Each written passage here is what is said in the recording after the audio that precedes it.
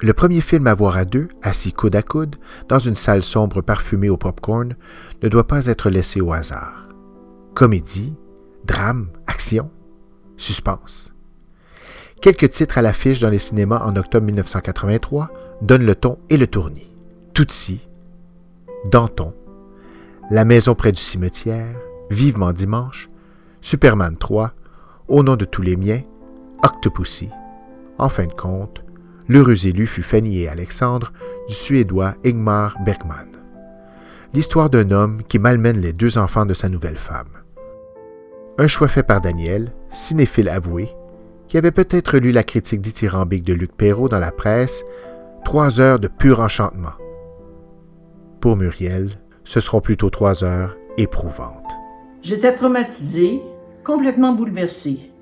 Je me disais, si je vis avec Daniel, qu'on se marie et que ça se passe comme ça, qu'il agisse ainsi avec mes enfants, qui sont ce que j'ai de plus cher, épouvantable. Quand je vis un stress, j'ai besoin de manger quelque chose, même si je n'ai pas faim.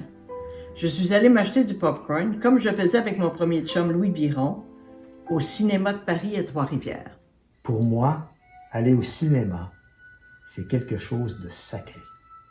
Tu ne parles pas, tu ne fais pas de bruit. Et manger du popcorn, c'est l'insulte suprême. Le film était long, j'étais énervée, je mangeais. Et ça lui tombait sur les nerfs. À un moment donné, il n'en pouvait plus et il me dit « Arrête de faire du bruit ». Je l'ai trouvé bête. Ben voyons, il a ben le bec pincé. Je me suis sentie très quétaine. Personne ne m'avait dit ça avant. Ah oui, ça t'énerve? Je me suis dit que je ne me laisserais pas dominer. Je vais en manger quand même du popcorn. Ils ont beaucoup discuté du film. Muriel a partagé ses angoisses. Ils se sont aperçus qu'ils pouvaient se parler de tout, ouvertement. Question de désamorcer les crises avant qu'elles explosent. Une nouveauté pour tous les deux.